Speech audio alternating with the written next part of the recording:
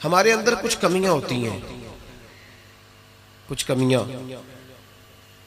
इमाम गजाली रहमतुल्लाह ताला अलैह फरमाते हैं गरीब की ये कमी होती है कि वो खुददारी छोड़ देता है, हाथ फैलाना आसान समझ लेता है। ये गरीब की कमी होती है। गरीब खुददार रहे तो अल्लाह उसे इज्जत अता करता है। आप फरमाया करते अमीर में तकब्बुर आता है, अमीर खुशामद को पसंद करने लग जाता है। इस तरह बहुत सारे काम करने के बावजूद भी नेकी नहीं हासिल कर पाता। फरमाते हैं जाहिल जो होता है ना, जाहिल, उसमें ये कमी रहती है कि वो अपनी जहालत की वजह से बहुत सारे लोगों को बुरा समझता है। और आप फरमाते हैं आलिम, सूफी और दरवेश में ये कमी होती है कि वो कई दफ़ा अपने आप को दूसरों से बड़ा समझने लग जाता है, उसमें भी कमी आ जाती है। कई मेरी तरह के लोग बाहर खड़े होकर इंतज़ार कर रहे होते हैं कि नारा लगेगा तो महफिल में जाएंगे। मैंने बाद में लोग मुतालबा करते हैं कि मैंने तिलावत किया तो बताओ कैसी की है। उनका दिल करता है कि कोई कहे आज बड़ी अच्छी नात पढ़ी, कोई कहे कि आज तो आपकी तकरीर ने कमाल कर दिया। इमाम साहब फरमाते हैं ये कमज़ोरी है अंदर की, बातन की कमज़ोरियाँ हैं, ये नकायश है हमारे कि हम मुतमईन नहीं होते। उसका नुकसान ये होता है कि आहिस्ता आहिस्ता जिस्मानी ज़िंदगी परवान चढ़ जाती है, रूहानी ज़िंदगी कमज़ोर हो जाती है। रोटी खाने में लज्जत आने लगती है, नमाज पढ़ने का जायका ख़त्म हो जाता है। सैर मज़ा देने लगती है और तिलावत कुरान मजीद बोझ बनने लग जाती है। खुशामद अच्छी लगती है और दुरूद पाक पढ़ना या तस्बीह लेके जिक्र करना, यानी अपनी तारीफ सुन लेता है, अल्लाह रसूल की करना मुश्किल हो जाती है। ये कब होता है? जब इसके अंदर कुछ कमियां रह जाती हैं। बुखार चढ़ने से इंसान का चेहरा मोहरा उसी तरह रहता है, लेकिन चूंकि उसका बातनी निज़ाम खराब हो जाता है, अब मर्जी का खाना भी पका हो तो खाने को दिल नहीं करता, क्योंकि अंदर का निज़ाम गड़बड़ हो गया।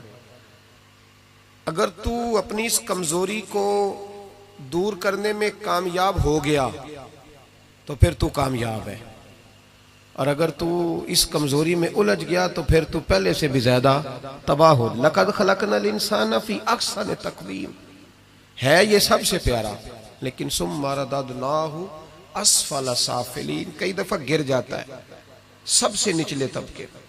एक गलती होती है, एक गुनाह होता है, उसको लोग ठीक नहीं करते, अपने आप पर मेहनत नहीं करते। एक गुनाह सारी बातनी बीमारियों का पेश खैमा बनता है। मेरे नबी पाक सल्लल्लाहु अलैहि वसल्लम का कमाल ये है कि हुजूर सल्लल्लाहु अलैहि वसल्लम ने ना लोगों के दिलों में बात बिठा दी थी कि गुनाह गुनाह होता है। गुनाह आज का सबसे बड़ा मसला यह है कि लोग गुनाहगार हो के भी अपने आप को गुनाहगार मानने को तैयार नहीं, तस्लीम नहीं करते। पता है मैं मुतकब्बिर हूं, पता है, जो आदमी कहता है ना फलां ने मुझे सलूट नहीं किया, असल में वो खुद मुतकब्बिर होता है, लेकिन वो सामने वाले पे इल्जाम लगा रहा है, देखो जी मुझे ही सलूट नहीं किया। तो भाई आप कौन होते हैं पहले बताए ना। जो आपने बात कर दी कि मुझे सलूट नहीं हुआ, तो ये आपने सामने वाले पर एतराज किया कि वो मुतकब्बिर है। तो दरअसल मसला क्या है? दरअसल बात यह है कि आपके अंदर रोग है। वो जो आप कहते हैं ना वो फलाना देखो जी पता नहीं क्या सियासत की या चमक गया है, तो आप मानने को क्यों नहीं तैयार कि आप जालस है उससे? क्यों नहीं मान लेते कि असद है? क्यों नहीं मान लेते कि अल्लाह का फजल अगर उस पर हुआ है तो आपकी तबीयत मान नहीं रही? क्यों नहीं मान लेते? ये होता है, ये जो बातन का रोग है, इसी को सूफिया तरीकत कहते हैं, तज़किया नफ्स कहते हैं, तस्फिया बातन कहते हैं। इसी के लिए लोग किसी अल्लाह वाले के पास जाते थे, इसी के लिए अपने आप को पेश करते थे, इसी के लिए किसी खानका की मस्जिद में झाड़ू देते थे, इसी के लिए किसी अल्लाह के वली के जूते उठाते थे। इसी काम के लिए वो लोग कहीं जाया करते थे कि जो रोग है ना अंदर का, हम लोग गुनाह को गुनाह नहीं समझते। मेरे महबूब ने एहसास पैदा किया गुनाहों का। मैं जुमे में कह रहा था कि हजरत उमर फारूक रदी अल्लाह ताला अन्हु ने जो बड़ा इनकलाब बर्पा किया ना, वो इसलिए नहीं किया कि आपकी फौजी ताकत बड़ी मजबूत थी, वो इसलिए नहीं हो गया, हालांकि मजबूत थी वो भी। इसलिए नहीं किया कि आप बड़े बेहतरीन सियासतदान थे, आपको तदबीर बड़ी उम्दा आती थी, ये सारी बातें ठीक थी, लेकिन हजरत उमर ने इनकलाब इसलिए बर्पा किया कि उनकी रूहानी जिंदगी बड़ी मजबूत थी। और अल्लाह कुरान मजीद में फरमाता है, या अय्युहल्लज़ीना आमनू इन तत्तकुल्लाह यजअल लकुम फुरकान, ईमान वालो अगर तुम मुझसे डरोगे तो मैं तुम्हें बसीरत की रोशनी अता करूंगा, मैं तुम्हें शऊर की दौलत दूंगा, तुम्हें हक और बातिल में सही फैसले की तमीज अता कर दूंगा। देखिए कौन सा इनाम कुरान ने बयान। देखे ना, दुनिया में खुश नसीब बंदा वो है जिसके फैसले सही होते, जिसके फैसले। तो इन तत्तकुल्लाह यजअल लकुम फुरकान, ये सूरह अनफाल की आयत नंबर 29 है। कभी पढ़िएगा, कुरान मजीद की आयत बड़ा मजा देती है। फरमाया अगर तुम मुझसे डरोगे तो मैं तुम्हें बसीरत की रोशनी दूंगा, बातन का नूर दूंगा, फिर तुम्हारी सादी बातें भी बड़े बड़े इनकलाब पैदा कर जाएंगी, फिर तुम्हारे लबो लहजे की सादगी भी बड़ा कुछ कर जाएगी। लेकिन शर्त यह है कि इन तत्तकुल्लाह, ताल्लुक बंदों से ना रखना, ताल्लुक अल्लाह से रखना, अल्लाह से डरना। व युकफ्फिर अन्कुम सय्यातिकुम व यगफिर लकुम, फरमाया मैं तुम्हारे गुनाह भी माफ कर दूंगा और तुम्हारी बख्शिश भी फरमा दूंगा। हजरत उमर फारूक ने ना एक दिन मछली खाने को दिल चाहा। हमारी मनसूबाबंदी होती है, जब लोग जुमा पढ़ने आते हैं तो घर में छोटा गोश्त दे के आते हैं, सख्त गर्मियों में भी, कहते मेरे आने तक ने इसको पका देना। तो बहू बेचारी अगर कभी नमक ज्यादा डाल लेना तो अभी हाजी साहब जो नमाज पढ़ के आए हैं ताजी, वो आते ही फौरन कहते हैं अपने बेटे से कि इतना भी नहीं तूने इसको सिखाया कि मेरे अब्बा ने खुद तुझे गोश्त ला के दिया है। तो एक जीती जागती खातून, एक मुसलमान जिसको बेटी बना के लाया है, उसकी इंसल्ट कर दी जाती, तो हीन हो जाती, और इसके बावजूद वो हाजी साहब नाराज होते हैं। पता ही कोई नहीं, मैं मतलब माँ बदौलत में हाजी भी हूँ, नमाजी भी हूँ, सेठ भी हूँ, चौधरी भी हूँ, नवाब भी हूँ, और मेरा गोश्त खराब कर दिया। ये हमारी ख्वाहिशात नफ्स ने बड़े लोग कुचल दिए। वो लोग अपनी गलती को गलती समझते। हजरत उमर कभी को ख्वाहिश नहीं की, मछली खाने को दिल चाहा तो आपके गुलाम का नाम यरका था। कुछ गुलाम बड़े वफादार होते हैं, वो बेटों से भी प्यारे हो जाते हैं। हजरत मौला अली के गुलाम थे कंबर। तो एक दिन कंबर ने कहा, हुजूर आपने कभी खुश होके बताया नहीं कि आप कितने खुश हैं। तो आप फरमाने लगे, मैं तुझे खुश होके बताता नहीं मैं तुझसे कितना खुश हूँ। जब मैं तुझसे खुश होता हूँ ना तो मैं तेरे लिए उसी तरह दुआ मांगता हूँ जिस तरह मैं अपने हसन और हुसैन के लिए दुआ मांगता हूँ। कुछ गुलाम बड़े प्यारे होते हैं, वो दुआएं कराते नहीं, वो दुआएं ले लेते हैं। उनसे दुआएं निकलती हैं, वो फैक्ट्री में मुलाजमत ड्यूटी समझ के नहीं करते, वो अपना घर बना लेते हैं। वो वफादार होते हैं, वफादार। और असला नाल जे नेकी करिए तो नस्ला ताक नहीं भूल दे होते। तो यरका आपका बड़ा वफादार गुलाम था। एक दिन आपने कहा मछली खाने को दिल करता है, लेकिन मसला यह है कि 8 मील जाना पड़ेगा मछली लेने, 8 मील आना पड़ेगा। रहने दो, खाते ही नहीं, छोड़ो अपने लिए अब छोटी सी ख्वाहिश के लिए इतनी मुशक्कत करना। हालांकि लोग लाहौर से गुजरांवाला रोटी खाने चले जाते हैं आज भी, और गुजरांवाला वाले भी कई लाहौर आ जाते हैं, सुबह निहारी सुना अच्छी मिलती है। वैसे कहा जाए किसी को कि घर से उठ के मस्जिद में महफिल है तो कहते हैं बस घुटने नहीं काम करते, कमर में थोड़ी तकलीफ है, रात में देर से आया था। हजरत उमर ने कहा 8 मील जाना 8 मील आना मेरी मछली के लिए, छोड़ो। वो गुलाम कहते हैं मैं सालों से आपका खादिम था, कभी आपने कोई ख्वाहिश की नहीं थी, पर आज जब की ना ख्वाहिश तो मैंने कहा कि ख्वाहिश कर ली है और की भी पहली दफा है तो मैं पूरी ना करूं। कहते हैं जनाबे उमर नमाज पढ़ने गए तो मुझे पता था कि कुछ मेहमान आए हैं, असर इनकी हो जाएगी। कहते मैंने हजरत उमर के पीछे नमाज पढ़ी, जोहर की 2 रकते सुन्नत पढ़ के तो मैं घोड़े पे बैठा, अरबी नस्ल का घोड़ा बंधा हुआ था, दौड़ा के घोड़ा मैं पहुंच गया। अरबी नस्ल के घोड़े को 8 मील क्या कहते? कहते एक टोकरा मछली का खरीदा, कई किलो मछली खरीद के तो मैं हजरत उमर की असर की नमाज होने से पहले पहले वापस भी आ गया। कहते हैं घोड़े को मैंने ठंडी छांव में बांधा ताकि उसको पसीना आया तो खुश्क हो जाए, जनाबे उमर कहीं देख न ले। कहते हैं वो उसको पसीना खुश्क हो गया, जब मैं उसके करीब गया तो गर्दो गुबार, वो पसीना खुश्क हुआ तो जो मिट्टी कीचड़ था वो खुश्क हो गया। तो मैंने कहा हजरत उमर तो फिर देख लेंगे।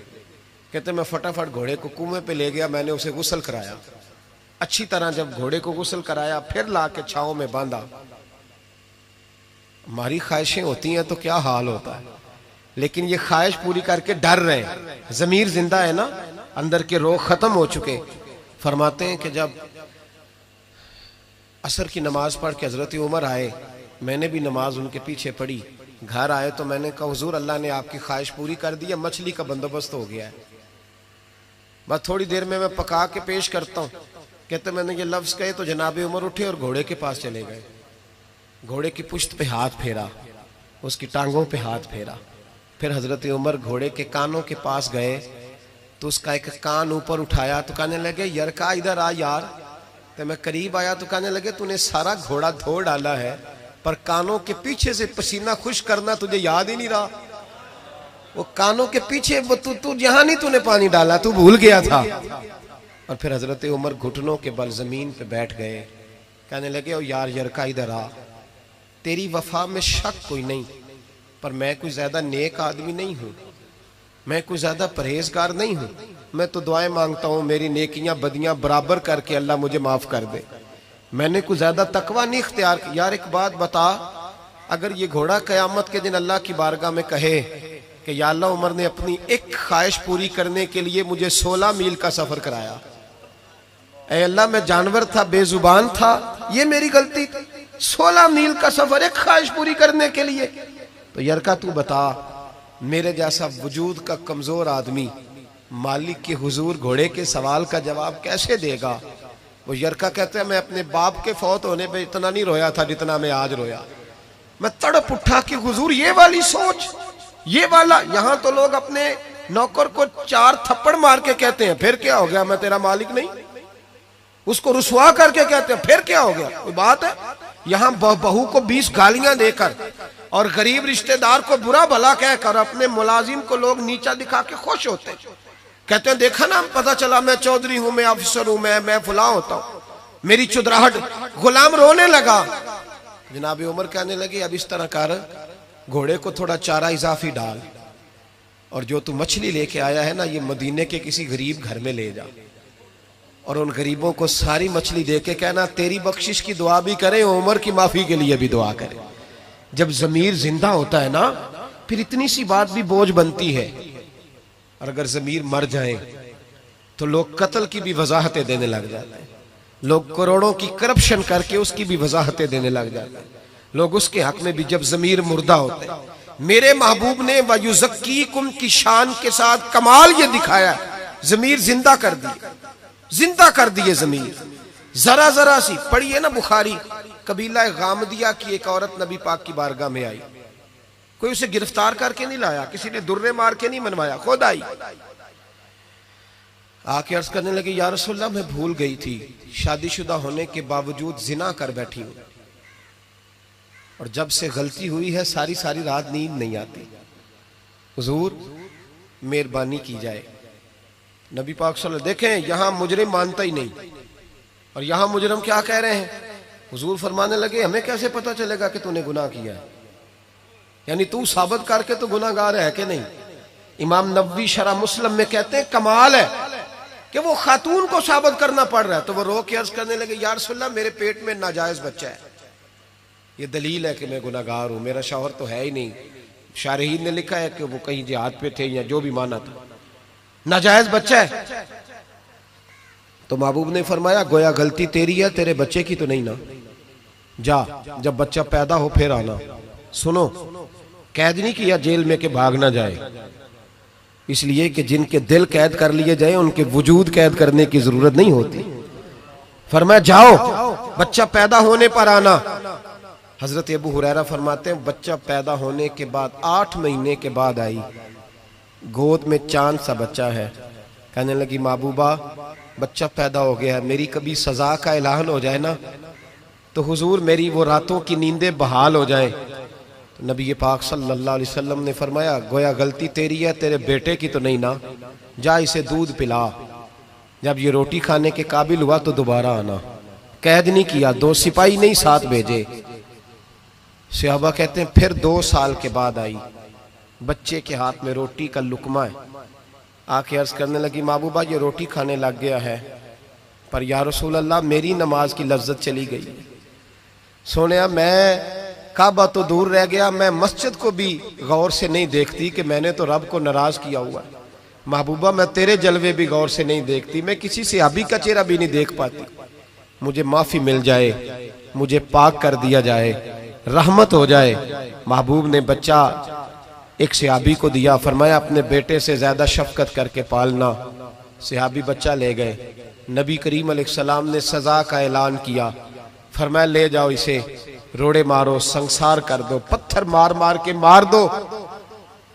हजरत अबू हुरैरा रदी अल्लाह ताला अन्हु फरमाते हैं और जनाबे अनस बिन मालिक फरमाते हैं, दोनों हदीस के रावी हैं, कहते उसे रोड़े मारे, औरत खत्म हो गई, इंतकाल कर गई, यहां तक मामला उसका था। अब मेरे महबूब ने फैसला फरमाया। अब नबी पाक ने बात इरशाद फरमाई, दो सहाबियात को बुलाया, फरमाया जाओ उसकी लाश को उठाओ, गुस्ल दो, कफन दो, और जब दे लो फिर मुझे इत्तला करना। हजरत अनस बिन मालिक कहते हैं उसे उठाया गया, गुस्ल दिया, कफन दिया, जब इत्तला दी ना तो कहते हैं हमारे रोंगटे खड़े हो गए, वजूद कांपने लगा। नबी पाक ने फरमाया सफ़े बनाओ, मैं खुद इसका जनाजा पढ़ाऊंगा, सफ़े बनाओ, मैं जनाजा पढ़ाऊंगा। समझने की बात, सफ़े बनाओ, मैं जनाजा पढ़ाऊंगा। हजरत अनस बिन मालिक फरमाते हैं उसका हुजूर ने जनाजा पढ़ाया, और फिर जितनी देर में ऊंट ज़िबा करके गोश्त बना के खाल उतार के बांट दिया जाता है, इतनी देर नबी पाक उसकी कब्र पे खड़े होकर दुआ करते रहे। इतना टाइम हुजूर ने लगाया। एक सहाबी ने कहा या रसूल अल्लाह, इसके लिए जिसने नाजायज बच्चा जना, इसके लिए आपने इतना एहतमाम किया? तो महबूब ने फरमाया चुप कर, तूने उसका गुनाह देखा है, एहसास नहीं देखा? तूने उसकी गलती देखी है, तौबा नहीं देखी? और क्या जुमले हैं, क्या अंदाज है महबूब का। हुजूर फरमाने लगे उसने ऐसी आला तौबा की है, ऐसी आला तौबा की है, अगर मैं अपनी सारी उम्मत में बांट दूं तो अल्लाह सबकी बख्शिश फरमा देगा। मसला यहां ये बन गया, एहसास रुखसत हो गया।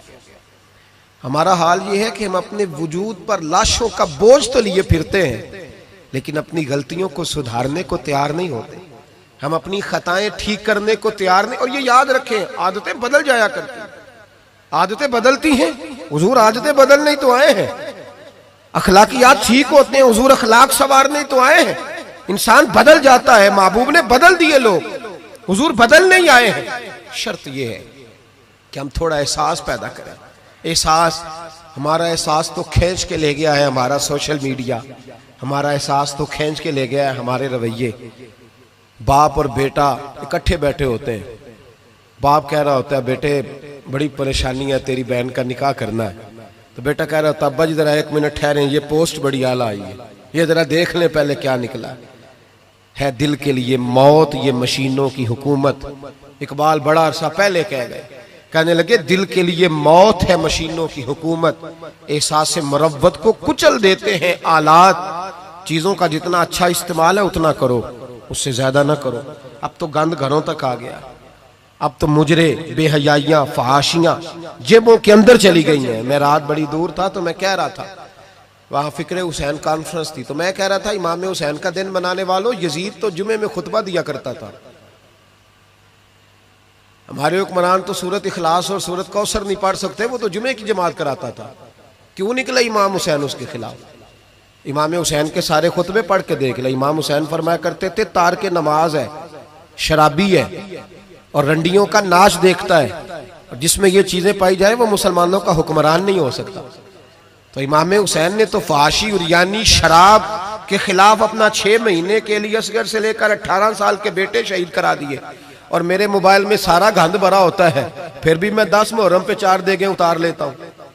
सारी सारी रात बेहयाई देखना, सारी सारी रात फानी, फाशी और उरियानी को फरोग देना, और 10 मुहर्रम आना तो मोटे मोटे आंसू भी गिराना कि मुझे इमाम हुसैन से प्यार है।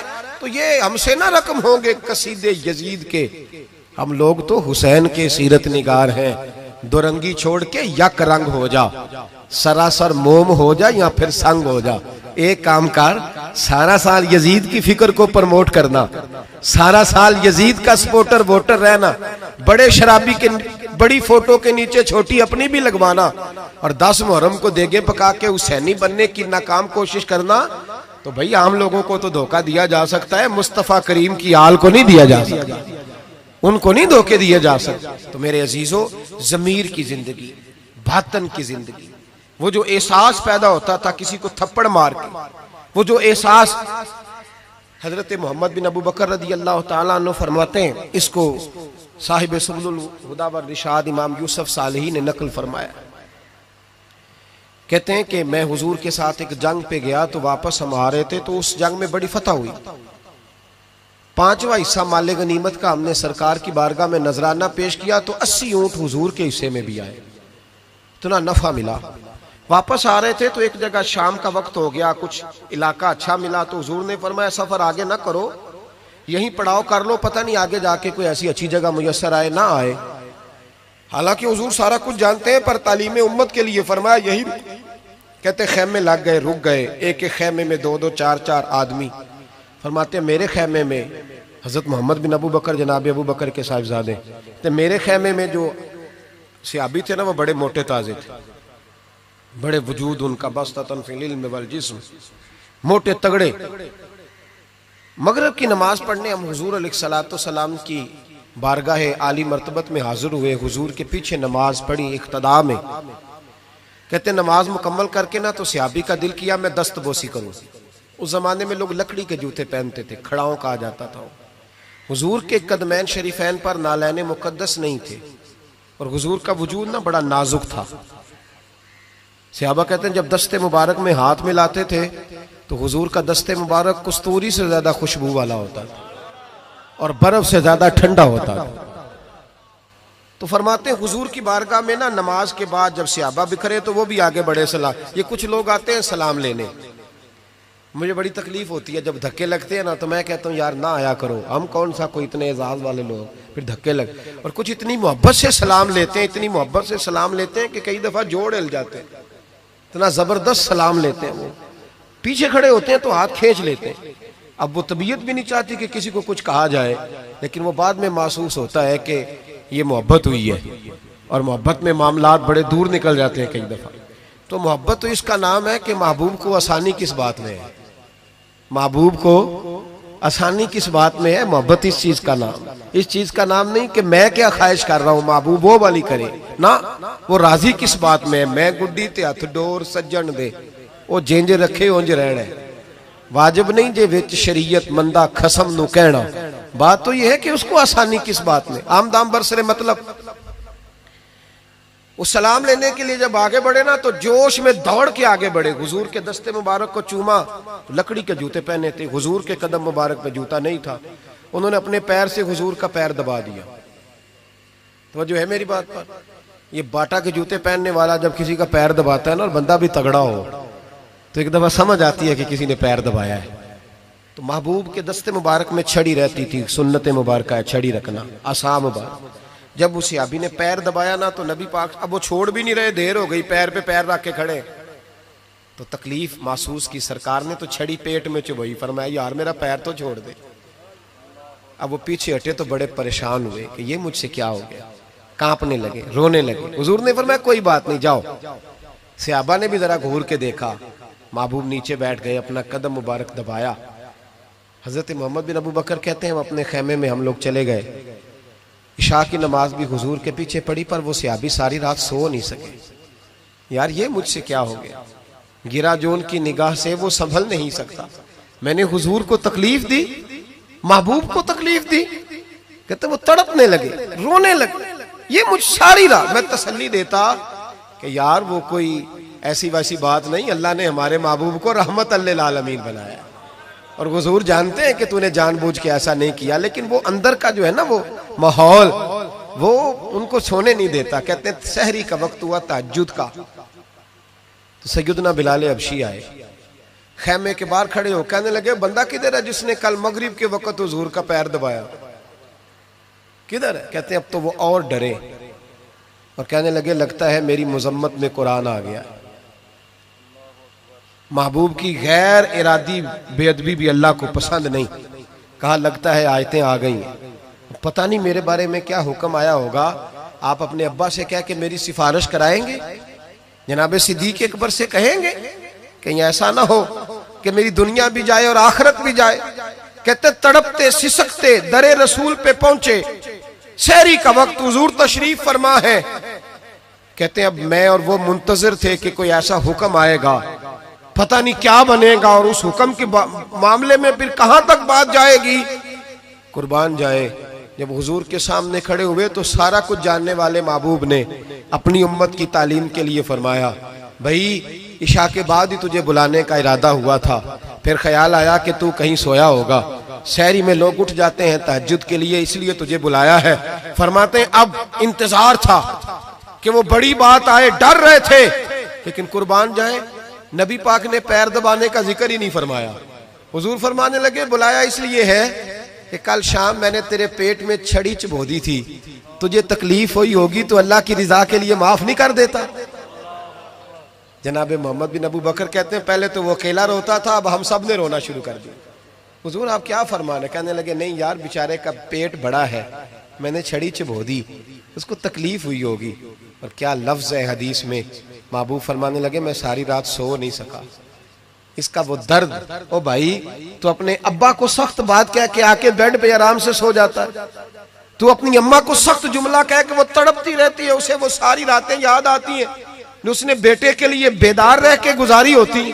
तो एक फिक्रा कह के तू सोचता ही नहीं, कहने वाले तो कह ही देते हैं, ये सुनने वाले हैं जो कमाल करते हैं, तूने ख्याल ही नहीं किया। महबूब फरमाने लगे सो नहीं पाया, चल अल्लाह की रिजा के लिए माफ कर दे। तो कहने लगे हुजूर वो तो मैंने पैर दबाया था इसलिए आपने मुझे छड़ी चबोई, आप क्या कह रहे हैं? तो महबूब फरमा देखे वजाहत देखे, महबूब फरमाने लगे तूने तो अन देखे पैर दबाया था, मैं तो देख रहा था, मुझे नहीं छड़ी चबोनी चाहिए थी, चल तू क्या मैंने माफ किया। तो अर्ज करने लगे हुजूर जिस तरह आप राजी है मैं भी उसी तरह ही राजी हूँ। महबूब फरमाने लगे तू तो राजी है पर मैं नहीं अभी राजी। हुजूर आप कैसे राजी होते हैं? फरमाया जी 80 ऊंट मेरे हिस्से में आए हैं, अगर तू सारे तोहफे में कबूल करे तो मैं राजी हो जाऊंगा, तोहफे में रख ले सारे। कौन देता है देने को, फाजिल बरेलवी का अंदाज में जरा देखिए, कौन देता है देने को, इसका पंजाबी तर्जुमा है कि कौन देता है देना वास्ते जिगरा चाहिए, कौन देता है देने को मुंह चाहिए, देने वाला है सच्चा हमारा। और फिर कहते हैं मांगेंगे मांगे जाएंगे और मुंह मांगी पाएंगे। हम मांगेंगे मांगे जाएंगे और मुंह, यानी जो मांगेंगे ना मुंह मांगी मिलेगी हुजूर के दरवाजे से, मांगेंगे मांगे जाएंगे मुंह मांगी पाएंगे। सरकार में ना ला है ना हाजत अगर की है। तो हुजूर ने फरमाया 80 ऊंट रख ले मैं राजी हो जाऊंगा। कहते हैं जब हुजूर ने कहा राजी तब होगा, शर्त लगाई तो 80 ऊंट वसूल किए उन्होंने। कहते हैं वापस खैमे में आ रहे थे तो मैं उसको देख के मुस्कुरा रहा था, मैंने कहा अपने नसीबों पे नाज कर, अल्लाह ने कैसा रसूल अता फरमाया है, पैर भी तूने दबाया है, माजरत भी बज़ाहर महबूब अलैहिस्सलाम ने की है, और 80 ऊंट भी तुझे तोहफे में मिल गए। ये रंग अगर मिलता है तो मोहम्मद अरबी के दरवाजे से मिलता है। तो मेरे नबी करीम अल्लाह आपको जज़ा।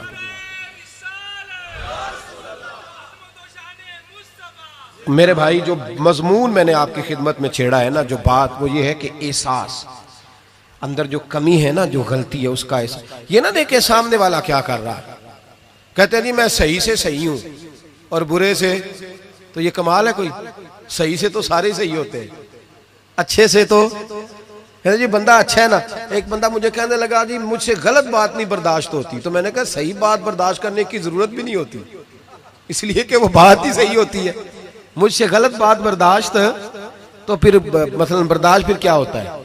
सही बात तो बर्दाश्त करने की जरूरत ही, गलत बात ही तो बर्दाश्त करनी होती है कि बर्दाश्त करके सामने वाले को समझाया जाए, उसे कायल किया जाए, उसे कहा जाए कि तू गलती पे है, लेकिन उसकी बात बर्दाश्त की जाए। ईंट का जवाब पत्थर से दे देना ये कोई कमाल है? कमाल है इसका नाम कि गलत बात बर्दाश्त की जाए। सही बात तो होती सही है, उसमें बर्दाश्त करने वाली क्या बात है? मेरे भाई एहसास पैदा करें कहां किससे कमी रह गई। हजरत सालबा बिन अब्दुर्रहमान हुजूर के सहाबी हैं। नबी पाक सल्लल्लाहु अलैहि वसल्लम ने फरमाया जाओ फला आदमी को बुला के लाओ। बुलाने चले गए तो रास्ते में एक औरत बेपर्दा थी, एक नजर उसको देखा, पहली नजर वैसे ही माफ है, दोबारा अब जो देखता है वो जानबूझ के देखता है, दोबारा नजर उठी। हमारे यहाँ सारी सजा औरतों के लिए है कि पर्दा करें, हालांकि पर्दा मर्द का भी है जी। घूरने लग गए आप मुझे। पर्दा जिस तरह औरतों को हुक्म है ना कि नजरें नीची रखो, इसी तरह मर्दों को भी हुक्म है। कि तुम भी अपनी नजरें, अगर औरत सामने बेपर्दा आ जाएगी तो मर्द ये नहीं कहेगा वे खोए पर्दा ही नहीं कर दी, अब वो क्या करेगा? बोले तो फिर मर्दों का भी पर्दा हुआ कि ना हुआ? हमारे यहाँ अजीब मामला है, पर्दा सिर्फ औरतों का है, मर्द को खुली छुट्टी है, जो मर्जी गंदमंद देखता फिरे मादल। मना किया नबी पाक और फरमाया ये नजर शैतान के तीरों में से तीर है, इससे बचो, ये तुम्हारी रूह पे लगेगा, तुम्हें घायल कर देगा, मार देगा तुम्हें। मर्द की आंख का भी पर्दा है, नजर झुका के रखेगा। सालबा बिन अब्दुर्रहमान रज़ी अल्लाह तआला अन्हु गुजर रहे थे। ये सालबा नाम के 7 सहाबी हैं महबूब के। बाज़ों का ख्याल आता है कि एक फलां सालबा की भी हमने 7 सहाबी हैं, इसे एक नाम अब्दुल्ला नाम के खुदा जाने कितने सहाबी, 20 मेरी नजर से गुजर चुके। तो जनाब सालबा बैठे थे, फरमाया फलां को बुला के लाओ। जब बुलाने गए तो रास्ते में औरत पे नजर पड़ी, पहली नजर तो माफ है लेकिन दोबारा देख बैठे, दोबारा नजर पड़ी तो परेशान हो गए। ख्याल आया मैंने तो खयानत किया अपने नबी पाक से, हुजूर ने तो मना किया ये काम करने से। अब वापस हुजूर के पास नहीं आए, जंगल में चले गए। इब्ने कदामा ने किताबु तव्वाबीन में इस रवायत को लिखा है, कहते हैं 40 दिन वो पहाड़ों में रोते रहे कि या अल्लाह मुझसे गलती हो गई। कितने दिन? अब हमारा शुगल है, इसको लोग गुनाह ही नहीं समझते, बदनिगाही तो कोई गुनाह ही नहीं, अब तो ये शुगल है। अब तो हमारे यहाँ माज़ अल्लाह ताला सियाने बयाने बंदे बीच बैठे होते हैं, जब ये बातें हो रही होती, ये शुगल है हमारा। अब तो अब्बा के सामने बच्चा वॉलपेपर गंदी तस्वीर का लगाया होता है, पर वो कहता है उम्र है ना जी, उम्र है ना जी, मुझे पता ही नहीं है कितना गंद कर रहा है, ये तबाह हो जाएगा रूहानी तौर पर। अगर ये गंद देखने में उलझ गया तो इमाम शाफी का फतवा है, जिसकी नजर गंदी होती है उसका हाफजा कमजोर होता है, वो कोई बड़ा काम नहीं कर सकता, वो नफ्सियात का मरीज हो जाता है जो गंदी नजर वाला आदमी होता है। हमें पता ही नहीं कि हमारे मसाइल असल में है क्या। तो 40 दिन जंगल में रोते रहे, 40 दिन। महबूब सारा कुछ जानते थे पर खामोश रहे। हजरत जिब्रील अमीन हाजिर हुए, अर्ज की या रसूलल्लाह आपका वो गुलाम रो रहा है। रब कहता उसे बुला ले, मैंने उसका गुनाह माफ कर दिया है। तो नबी पाक सल्लल्लाहु अलैहि वसल्लम ने हजरत मौला अली शेर खुदा जनाब सलमान फारसी को भेजा, फरमाया फलां जगह है, ले आओ। कहते हैं जब हम गए तो 2 पहाड़ों के दरमियान जनाब सालबा तड़प के रो रहे, हमें देख के और रोए। कहने लगे अली मेरे बारे में कोई आयत तो नहीं नाज़िल हो गई? तो कहा नहीं, चल हुजूर ने बुलाया है। कहा अच्छा हुजूर कहते क्या थे, फरमाते क्या थे? कहा पता नहीं लेकिन बुलाया है। कहते जब हमारे साथ चलने लगे, मस्जिद नबवी करीब आई तो कहने लगे अली बहुत बड़ा गुनाह कर बैठा हूँ, नजरें मैली हो गई, वुजू नहीं आंखों का, मुझे डायरेक्ट ना लेके जाओ हुजूर के पास। जब नबी पाक नमाज की नीयत बांध लेना फिर मैं जाऊंगा, मैं पीछे खड़ा हो जाऊंगा हुजूर के, मेरी तबीयत में